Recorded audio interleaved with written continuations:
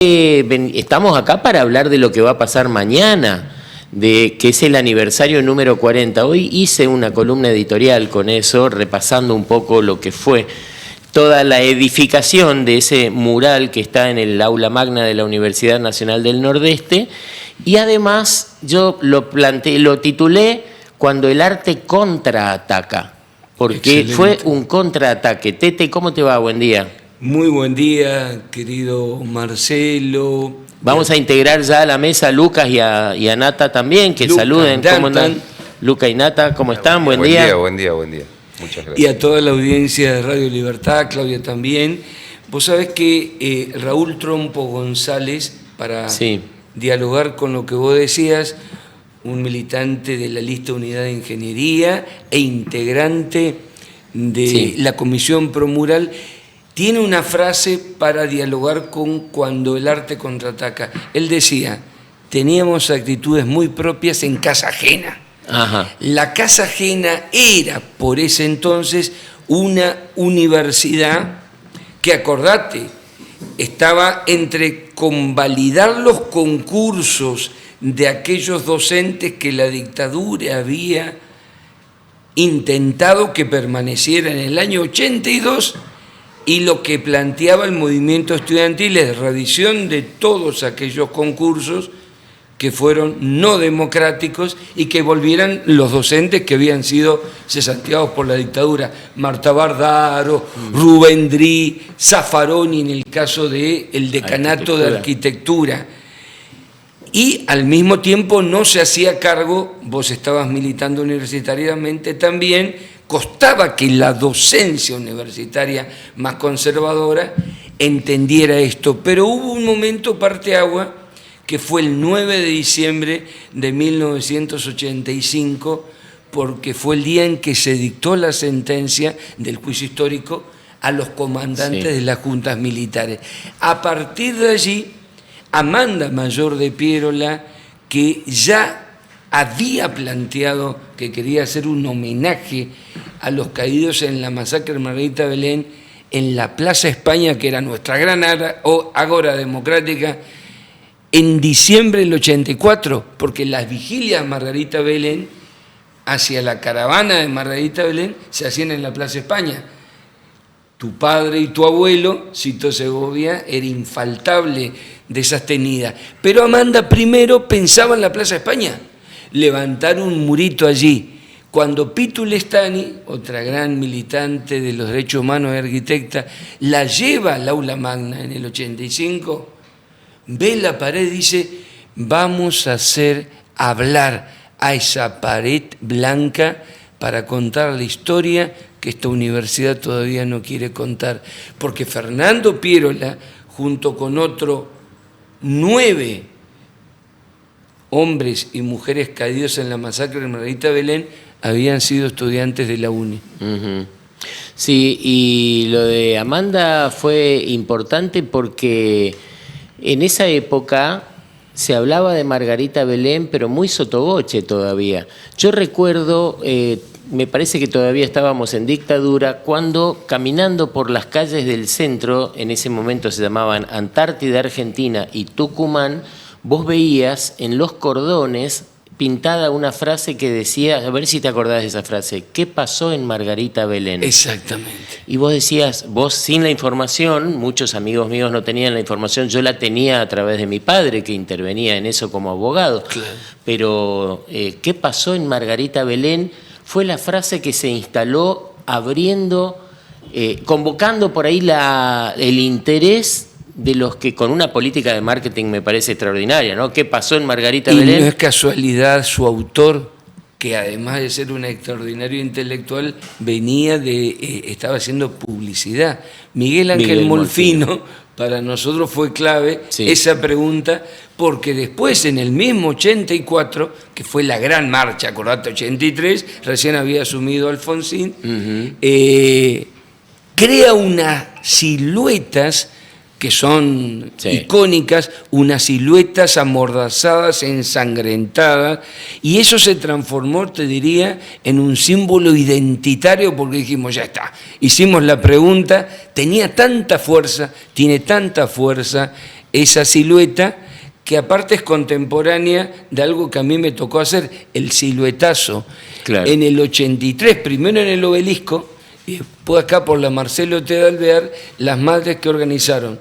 Los jóvenes de ese entonces nos acostábamos en el piso o en un papel y te dibujaban la silueta. Se dibujaron 30.000 siluetas con 30.000 cuerpos de muchachas y muchachos de aquella época para representar a quienes nos faltaban. Entonces, ese era el sentido también de las siluetas, ¿no?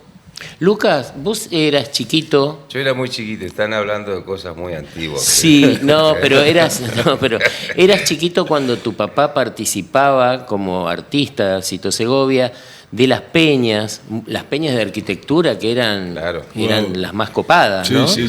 Y tenían la temática ya. Y se tomaba vino en latita de Supermóvil. ¿Te acordás? Que había que ir a buscar a la estación de servicio. Claro. Y nunca le podía sacar el... No. Era rico el vino, pero siempre el manchón estaba Sí, arriba. estaba el manchón, parecía el derrame de la Exxon, ¿viste? Y te tomabas era como Pero en una la sangría oscuridad, en esa... entre vino y Claro. aceite, ¿no? Pero bueno, sos hijo de un artista que acompañó muchísimo todos los hechos artísticos que se organizaban alrededor de las causas por los derechos humanos. Con ese compromiso vengo y, bueno, siempre que para el Tete sus invitaciones son un sí contundente porque lo aprecio y después que aparte de ser un escritor, un hombre de la cultura de nuestra provincia, es un gran militante de las causas justas de nuestra provincia, ¿no? Y todo lo que nosotros vamos haciendo en canciones, él lo va haciendo en literatura. Entonces es muy digno lo de él. Es muy hermoso acompañarlo siempre. Y yo representando con Natanael a ese acto de Cito, ¿no? Esto es como los gobiernos, ¿no? Tienen continuidad jurídica. Claro. Entonces tenemos que estar acompañando esto que pasó hace 40 años y que Cito estaba ahí cuando se pintó ese mural y componiendo canciones con Amanda. Para Fernando, que ahora la va a cantar Natanael, una canción que Cito nunca la grabó, sí la grabó, está en un disco inédito de Cito, está grabado en estudio, en un disco que está en discusión hace muchos años. Ah, claro. Y que el año que viene, si Dios quiere, vamos a tratar de sacarlo. Casi lo sacamos hace 2 o 3 años cuando estaba Tete como ministro de Cultura. Y bueno, no se dieron los tiempos, ¿no? Pero en la próxima vamos a estrenar ese disco inédito de Cito y seguramente será en tiempos mejores.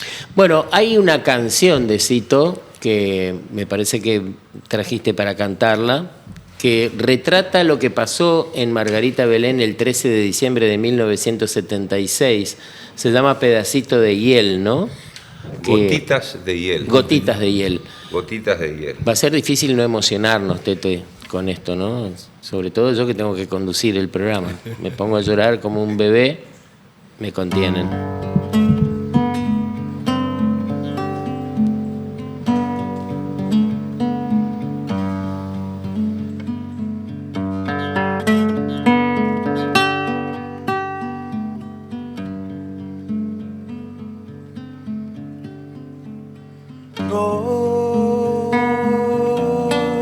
Hecha de sangre, Margarita Belén, floreciendo con sus cuerpos torturados, destrozados, que viste caer, que viste caer, que viste caer.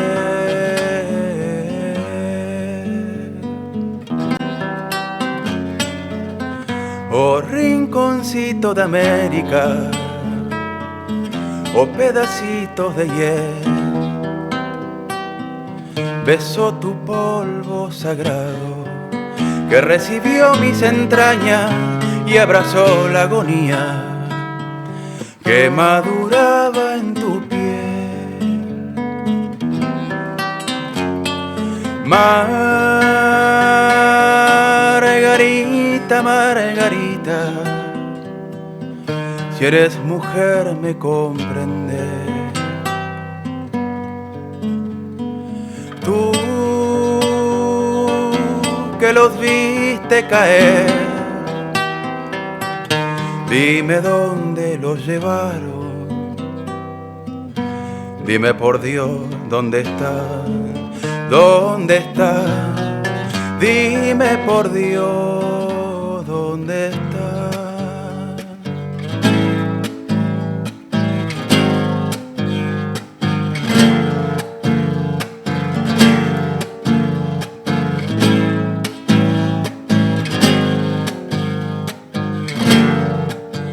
En mi pecho hay un gemido que no puedo contener.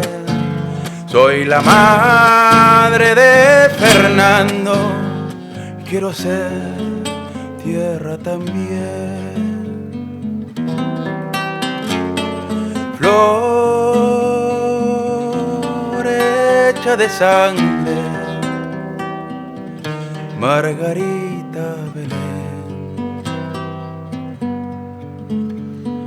Floreciendo con sus cuerpos torturados, destrozados, que viste caer, que viste caer, que viste caer.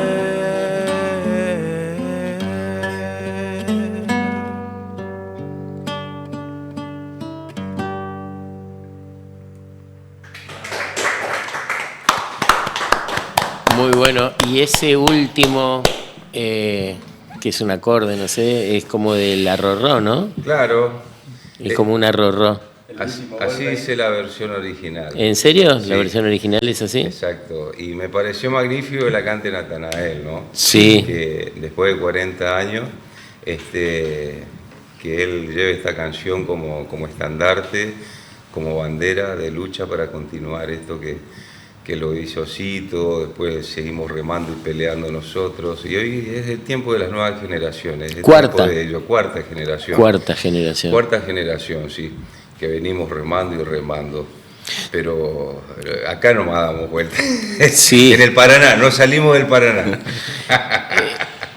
Uy, Tete, preciosa interpretación. Tremenda Preciosa. Interpretación. Y felicitaciones. Habla esta letra de dónde están también, porque esto es parte de la masacre de Margarita Belén, que a lo mejor no siempre se relata, ¿no? Y que todo el esfuerzo que hubo que hacer para encontrar a las víctimas de la masacre de Margarita Belén. Exacto. El libro, uno de los libros que vamos a presentar, vamos a hacer hablar a esa pared 40 años después, tiene una primera parte donde escribe el doctor Diego Jesús Vigay con Bruno Martínez, porque primero hay que contar que hubo juicios de lesa humanidad con condenas, sentencias, Margarita 1, 2 y 3.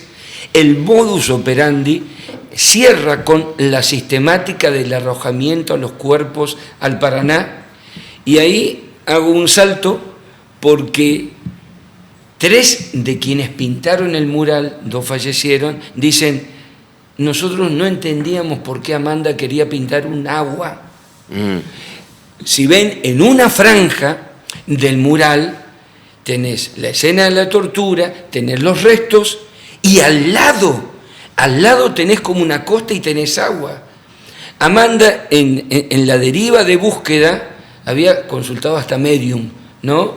Y tenía la idea del Paraná. Hoy, tanto la doctora Zunilda Nirenberger como la Fiscalía, después de haber encontrado a orillas de Empedrado, en el Paraná, los restos de Julio Bocha Pereira y de Alcides Bosch, dicen: bueno, está probado que uno de los modus operandi fue ese. La segunda parte del libro habla de las personas, como Rodolfo Walsh, ¿no? Sí. Con las biografías de los 23 mártires. Después, el por qué se produjo el Operativo Rojo, con la farsa, hasta este detalle que llegó a saberse, gracias a Pecco Tysenbaum, de que en Gialdroni, la funebrera, unos días antes ya estaban encargados los féretros, sí, ¿no? Todo lo que se supo. Y después recién viene el contexto de los 80 para entender por qué fue posible ese movimiento estudiantil universitario del que formamos parte, donde hubo diálogo entre dos generaciones. Los del 70 que no habían podido terminar los estudios, que volvían a la universidad, y nosotros que habíamos hecho la secundaria en la dictadura, y ese diálogo generacional, Malvinas mediante, que desnudó todo, posibilitó que ese movimiento estudiantil tomara dos banderas: Malvinas, soberanía, y los derechos humanos. Y la causa de Margarita Belén era emblemática, porque habían estudiado donde nosotros habíamos estudiado, y porque cuando llega Amanda es la síntesis. Es muralista, es artista entrerriana y es una madre de Plaza de Mayo. Pero dice, como todo mural, es una obra colectiva.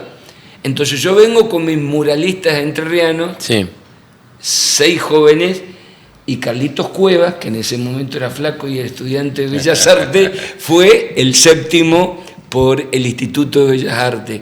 Pero en la comisión promural, yo me acuerdo, uno de los tipos más clave fue Darío Tapita Gómez.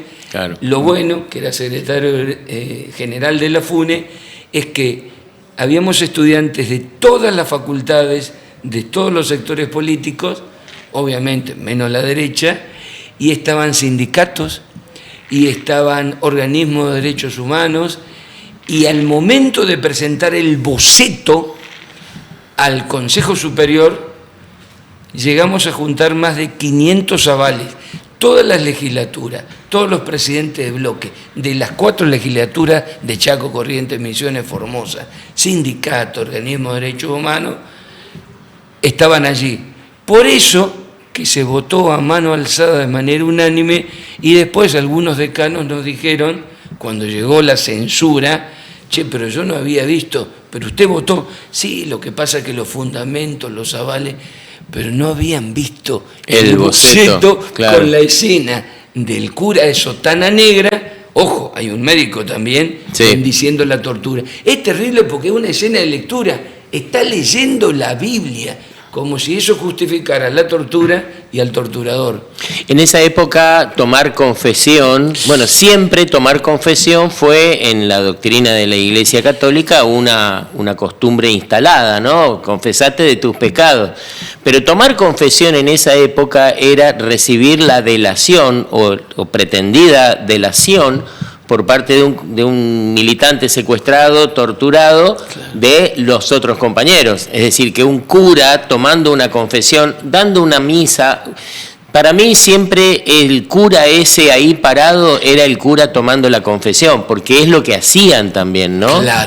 Claro, tomaban la confesión y tenían una interpretación de que hay guerras justas, hay guerras, sí, santas, entonces estabas cumpliendo una misión. Von Bernich, capellán, claro, y Bonomín habían sido denunciados precisamente por Colimbas, porque ellos habían presenciado esa justificación de esos hechos. Pero también hay un cura de sotana blanca que siempre Amanda identificaba con Monseñor Angelelli, sí, que está acompañando el camino de las madres, porque ella, muy católica, Amanda, decía, yo quiero cuestionar a la jerarquía eclesiástica, porque abandonó a sus propios también. Claro. Angelelli, que fue asesinado por la dictadura por su vinculación con la iglesia tercermundista, en aquella, sí, época, su opción por los pobres, ¿no? Y con los campesinos que precisamente estaban hackeadas sus tierras en manos de los terratenientes. A él le pusieron, bueno, ahora decí esto si querés seguir con vida. el texto de una homilía y él arranca: no venimos a predicar la resignación, reafirmando, y bueno, Sí. el final ya lo conocemos. Pour se move, podríamos decir, ¿no? Si vamos más allá, más atrás en la historia. Se quedan un ratito más, por favor, hasta las 9 estamos. Vamos a una tanda muy cortita. Esto es Primero en Libertad. Ya volvemos. Esto es Primero en Libertad. Primero en Libertad. Libertad 99.1. El mejor punto del dial. Cada vez tenemos más posibilidades para vender, así que Bienal, muchas gracias. La verdad es que estamos por primera vez en todo lo que es la Bienal, así que bueno, la verdad que muy contentas, muy emocionadas. Como se escucha tanto, es un evento tan internacional, digamos, y tan importante para todos, poder tener la posibilidad de estar acá, un montón. Y bueno, después se fueron haciendo capacitaciones, que la verdad que eso también nos ayudó un montón, no solo el poder estar acá, sino a futuro, para el emprendimiento. Gracias, Bienal. Gobierno del Chaco. Llegó Huetalá Home, la nueva línea de productos de Huetalá pensada para transformar tu casa. Placares, bajomesadas, alacenas y todo lo que necesitas para renovar tus espacios con diseño, funcionalidad y calidad. Soluciones para tu hogar adaptadas a vos. Huetalá Home, tu casa mejor pensada. No todos necesitan lo mismo. Por eso, en Novis tenés planes a tu medida, con cobertura en los principales centros de salud al mejor precio. Conoce más en novis.com.ar. Novis Medical. Medicina prepaga. Boxy, el nuevo club de beneficios de Casinos Gala. Cada vez que jugás, sumás puntos y los canjeás por snacks, bebidas y créditos promocionales para seguir disfrutando. Además, descargando la app, recibís puntos de bienvenida para empezar a usar desde el primer momento. Boxy Chaco. Más juegos, más beneficios, más experiencia en Casinos Gala. En la Universidad de la Cuenca del Plata elegís dónde y cómo estudiar. Más de 30 carreras con modalidad presencial o 100% digital desde donde estés. Estudiar cambia tu vida. Inscribite hoy en www.ucp.edu.ar. Una tarjeta para todo. La solución está en tus manos. Es tuya. Confianza para comprar, beneficios para vender. Conocela en www.nbsh.com.ar. NBCH, este es tu banco. ¿Tenés que ver a un médico? Pasá por M. Policonsultorios M. Médicos especialistas, atención de urgencias, enfermería, aplicación de inyecciones, guardia permanente. Pasá tu salud a M. Policonsultorios M. Equipo médico de emergencias. 40 años de vida. Seguí en Libertad. Seguí informado. Lo que pasó, lo que pasa y lo que va a pasar te lo contamos primero acá. Estás en Primero en Libertad. Primero en Libertad.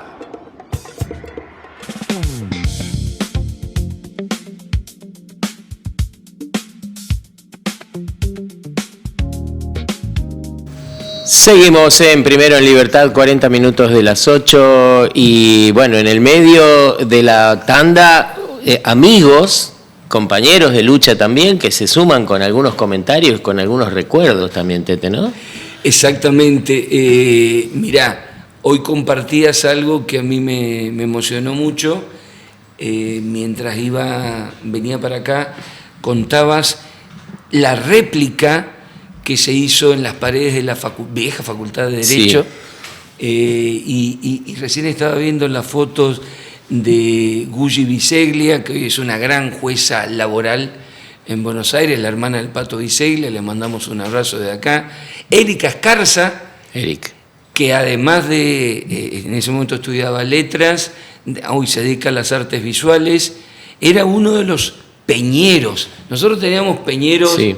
Profesionales, semiprofesionales, y teníamos, como definió Mateo Alemán o Erika Escarza, los atrevidos. Ajá. Aquellos que solamente se conocían las peñas. Bueno, entre los atrevidos, mañana va a estar, entre los profesionales están ustedes, creo que son los únicos, y el Coqui Ortiz, ustedes, Y después está Mateo Alemán, que dice, yo ya soy un recitador de Serrat, ya estoy como Serrat de vuelta, sin ser Serrat, estoy como Serrat. Carlitos Martínez, Erika Escarza, que va a cantar lo que te prometió, Marcelo. Sí. Erika Escarza, que va a cantar lo que te prometió, va a estar presente, pero me dijo que ya no va a cantar.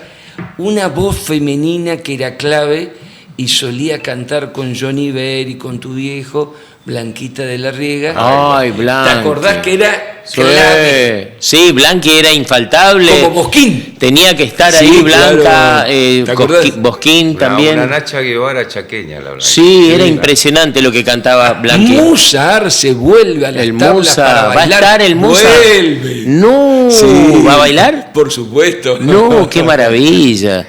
Qué maravilla. Y lo de Eric que también. Y eso que vos estás diciendo fue un mural que yo participé de ese hecho. Ahí le mandé ahí está la imagen en el streaming.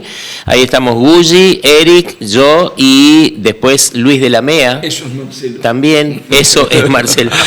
Y eso que ven, escuchá, y eso que ven atrás, antes había sido la réplica que con la venia de Amanda, mayor de Pierola obviamente, nosotros hicimos en la pared de la Facultad de Derecho en ese mismo año 1986, y al día siguiente, no sabemos qué manos anónimas, pero claramente manos identificadas con la derecha, taparon con bombas de pintura, como pueden ver ahí ustedes. Eso es lo que pasaba en aquel momento. Así molestaba esa imagen del mural de Amanda, que no solamente nos interpelaba con la memoria y todo, sino que además empujaba a la justicia, que antes dictó una medida cautelar para censurar el mural, empujaba, a la justicia a investigar. Exactamente. Me acuerdo que mientras sucedía eso, a Sandra Saiman, clave en la comisión promural, la habían intimidado, amenazado, también a Andrés Rabosi,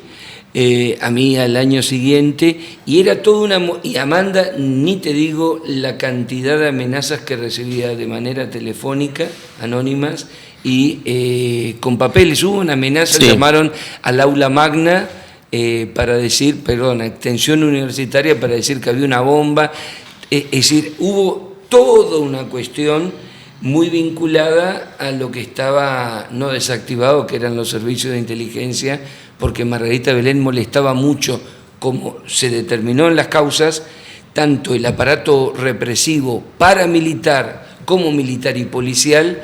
Cada vez que se hablaba de Margarita, temblaban, porque demostraba estructuralmente, como se demostró, Pecotísimo lo llevó antes con la causa 13, que significaría una condena para los comandantes. Era una causa emblemática porque bajaba del segundo cuerpo de ejército, que con sede en Rosario, Galtieri, hasta la operatividad acá, involucraba militares y policías. Hay que decir también que la causa Margarita Belén tuvo su capítulo en el juicio a las juntas que vos mencionaste Exactamente, recién. Fue clave, porque el orden de mando era fundamental, así que en el 85 esa fue una de las causas que llevó a la condena a los jerarcas de la dictadura. Sí, señor. Ahí está. Bueno, ¿algo más de música, Lucas? Bueno. ¿Qué vamos a escuchar? Vamos a cantar esta que se llama Justicia vengo a pedir, que está dedicada a la madre de Plaza de Mayo.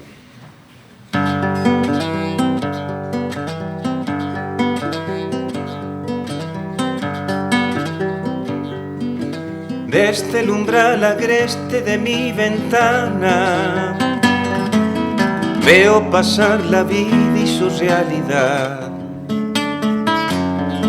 Cientos de hombres con hambre y sed de justicia, huérfanos de la vida su caminar. ¿Cómo escribir un verso de enamorados? ¿Cómo hacer las canciones que hablen de amor? Si allá afuera las plazas están repletas de los que se cansaron ya del dolor. Justicia vengo a pedir, y aquí estoy junto junto a mis hijos, esperando que me devuelvan el sol. Y ya sé, querrán callarme, porque ya no canto canciones de amor. Justicia vengo a pedir.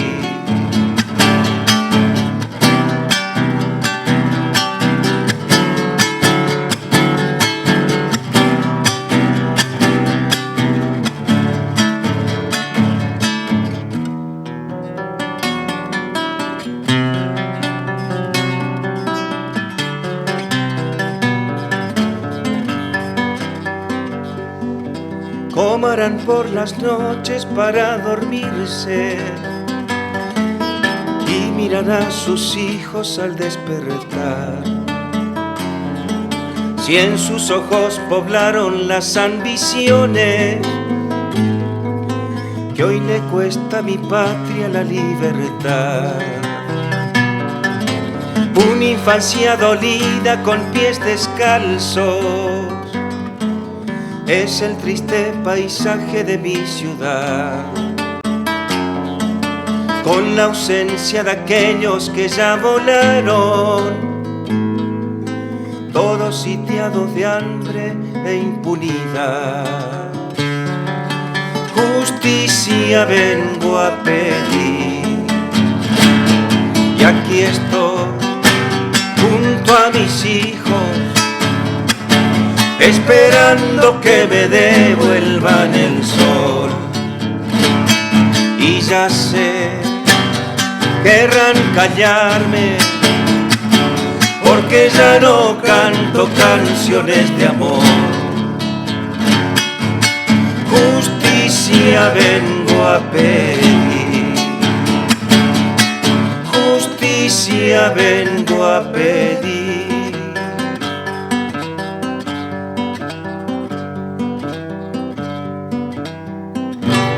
¡Bravo! ¿Sabés a dónde se cantó esta canción? En la ESMA. ¿Te acordás? En la ESMA, sí. Lucas Segovia cantó esta canción Justicia vengo a pedir en la ESMA. Fíjate cómo cambiaron los tiempos, ¿no?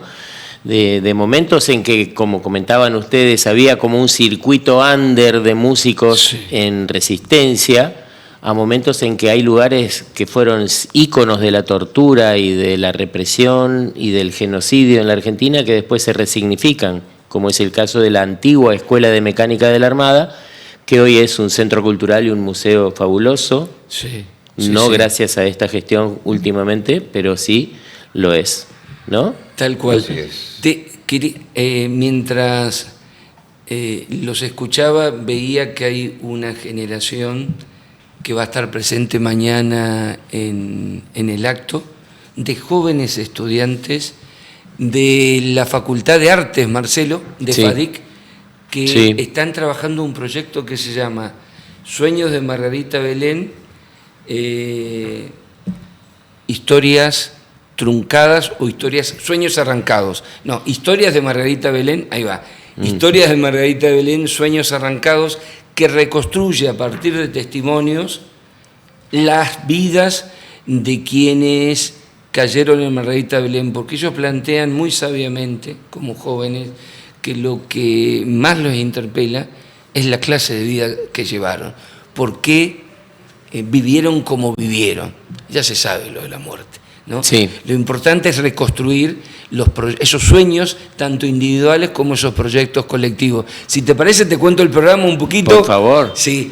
Porque ahí entra también, no quiero que dejes de mencionar, La risa no se rinde. Exacto, sí, porque aparte me están mandando mensajes. Claro. El acto consta de dos momentos: presentaciones de libros y el festival, el recital, y con una cantina desde el patio de Humanidades contiguo a la sala del aula magna. El Centro Estudiantil de Humanidades ofrece una cantina, así que no vamos a estar sedientos ni hambrientos. Eso me deja más tranquilo. Pero habrá latas de aceite de 1 litro, el supermóvil. Supermóvil. Bueno, hay que ir a ver si hay o no latas de Supermóvil ahí para el vinito. Ahora es todo de plástico. Ahora es todo plástico. Sí, ahora es todo plástico. Sí, todo plástico. Bueno, el programa. Ahora viene, la presentación de otro libro colectivo cuyo compilador es Gustavo Piero, el hermano de Fernando. ¿A qué hora va a ser esto, Tete? Perdón, ¿a qué hora arranca todo? Nosotros decimos 19, a esa hora hay que estar. Sí. Formalmente arranca con una locución, el vicerrector prometió que iba a estar, que es Pepe Basterra, sí. José Pepe Basterra. Va a hablar un integrante brevemente de la Comisión Promural y Pepe Basterra. Luego viene la risa, nos hace libre, el humor como resistencia, que son anécdotas que rescatan compañeros y compañeras que estuvieron presos, precisamente de aquello que los movía a la vida en los peores momentos, en las peores circunstancias. Escriben los 4 hermanos Piero, la Gustavo, Álvaro, Cristela, María Luz, pero también tenés a un Hongo Morresi como escritor, Ratón Aranda, rememorando sus historias. Son casi 60 textos, pero será breve. Ese debe ser un nuevo libro, el que decís. Tomo 2. Claro, porque el tomo 1 se llama La risa no se rinde. Exactamente. Y ahí hay una anécdota de cuando estaban en calabozos individuales y jugaban al ajedrez. Y las piezas marcaban el tablero de ajedrez con un carbón o algo en el piso. Sí. Y las piezas del ajedrez, la torre, el alfil, qué sé yo, estaban hechas con migas de pan. Sí. Con la parte de adentro del pan, ellos hacían la ficha. Entonces se iban cantando, bueno, alfil 4-2, qué sé yo, no sé, viste que se van marcando hasta que uno de ellos deja de responder y el otro se preocupa y dice, alfil caballo 2, ponele. Y el otro no respondía y se preocupa y dice, hey, ¿estás bien? Sí, estoy bien, lo que pasa es que tenía hambre y me comí el caballo. Qué cosas increíbles, vos decís, claro, resistir a través del humor en un contexto no solo de encierro, sino también de torturas y de un montón de otros tormentos. Y salió una revista, porque Miguel Ángel Molfino en el dorso de los papeles de cigarrillo inventó De Penal en Penal, revista de deportes y no de traslados. Ahí tenés. De penal en penal. Sí. ¿Eso fue durante la dictadura? Durante la dictadura. De penal, revista de deportes y no de traslado, donde Miguel comentaba las no proezas deportivas de determinados jugadores que decían, inventó el chanfle de rodilla. O sea, algunos eran muy malos jugando al fútbol, pero otra vez tenés el humor también allí como resistencia, que fue lo no requisado. Nunca lograron requisar esa revista que circulaba. Imagínate la letra milimétrica, ¿no? Sí. Bueno, el segundo momento va a ser la presentación de estos chicos y chicas de la carrera de diseño de la Facultad de Artes del proyecto Historias de Margarita Belén, Sueños Arrancados, ¿no? Van a contar, y es un proyecto también abierto, nos van a decir, acá está para ingresar, QR, lean, aporte, porque es una obra en construcción. El tercer momento es la presentación que haremos Vamos a hacer hablar a esa pared, 40 años después, donde el propósito es precisamente el diálogo intergeneracional. ¿Por qué ese mural todavía nos interpela? Porque es de dolor, pero es de esperanza, porque hay allí una Argentina con educación pública, con salud pública, hasta hay una Argentina que manda un cohete a la luna, si ustedes pueden ver esa franja del mural. Y además porque hoy la universidad pública no solamente está en riesgo, sino aprendió que no puede haber una universidad que está bien en medio de un país hambriado y sin soberanía. Entonces aquellos ideales que nos movían tienen que dialogar con las carencias de los pibes y pibas que están hoy para que esa agenda renueve. Porque todos se siguen parando frente al mural y dicen, ¿y eso qué es? Claro. Entonces, a nosotros, que fuimos parte protagonistas de esa época, nos queda como enorme responsabilidad no solamente contar sino devolver otras preguntas. Y cuando eso concluye, y me imagino que vamos entrando y saliendo, dialogando con la cantina, empieza el festival. O sea, estamos hablando de 19 hasta las 0 horas. Bien. Por eso dije la cantina, porque si no Lucas me hubiera mirado y me hubiera dicho... No, para esto no me vas a llevar a mí. Bueno, mañana, Aula Magna de la UNE. Las Heras 727 es la UNE. Exactamente. Más o menos Las Heras, casi Castelli, ponele en esa esquina. Y ahí el Aula Magna, si no conocen, entran y preguntan. Y a partir de las 19 horas. 19 horas. Hasta la hora 0. Sí. Sí, señor. Así que tenemos horario de salida. Gracias, Tete, por una venir. última cosita hermosa. Imagínense una señora que sale de una operación de aneurisma. Los médicos le dicen, no podés, se viene igual, se sube a un andamio de 3 metros, tiene un turbante, no por coquetería, sino porque acaba de recibir mucha quimio. Ahora, imagínense después, en el 2004, a meses de su fallecimiento, antes de fallecer, vuelve a subirse el andamio, porque cuando se derogan las leyes de la impunidad, el juez Sidelsky reordena la pintura al mural. Sí. Y algunos dijeron, Amanda, ¿podemos hacerlo? Dijo, no, voy yo. Lo hago yo. Amanda volvió a subirse al andamio, así que esto, una mujer artista y madre de Plaza de Mayo que nos enseñó que el dolor podía ser transformado en arte y en vida digna. Y me encanta reforzar ese contraste de dignidades también, ¿no? Entre los artistas, ninguno quiso tapar el cura del mural, tuvieron que contratar a un pintor de brocha gorda. Tal cual. Y 18 años después, 19 años después, la propia autora del mural, en el último gesto quizás de su vida artística, va y decide ella volver a poner el cura ahí. Es impresionante realmente. Es una canción de amor político, diría, ¿no? No el amor romántico, sino Amanda fue aquella, como todas las madres, no pedía venganza, militaba con amor, justicia vengo a pedir. Gracias, Tete. Lucas y Nata Segovia, gracias por venir. ¿Podemos despedir con una canción? Sí, claro. Bueno, vamos a traerlo al Turco Berazar a la mesa. ¡Qué lindo! Esta canción que la hicieron con Cito, para José, que también un desaparecido de esos tiempos.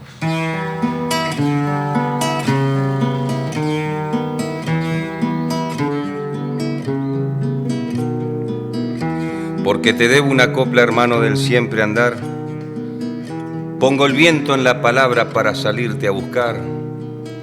Voy a dejar esta tarde el cansancio en un desván y por las calles sin prisa quiero encontrarte y hablar y decirte: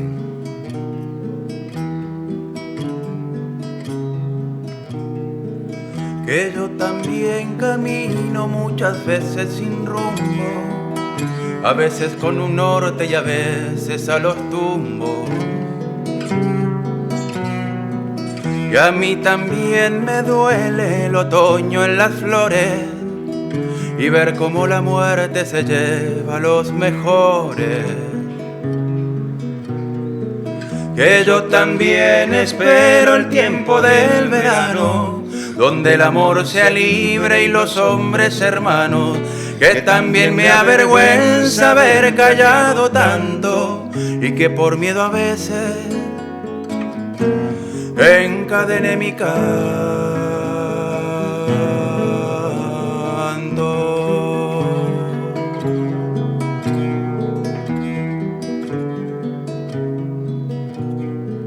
Yo sé de tus angustias que crecen en poesía y sé tus soledades que son también las mías.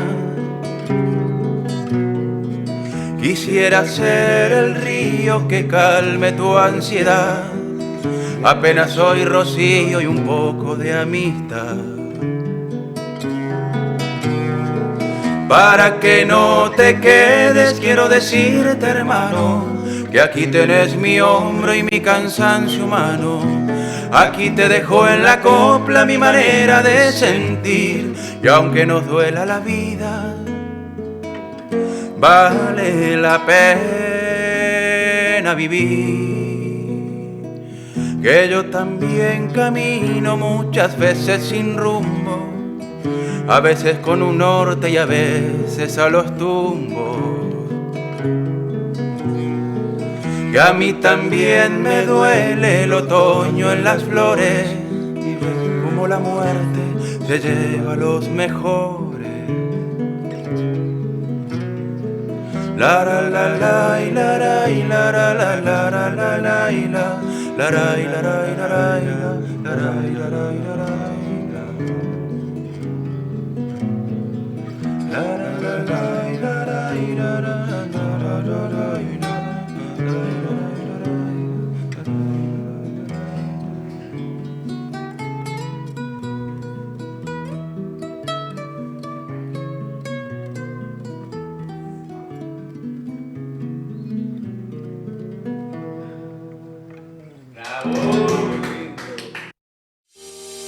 Desde Resistencia Chaco, transmite LRH 361. Radio Libertad 99.1.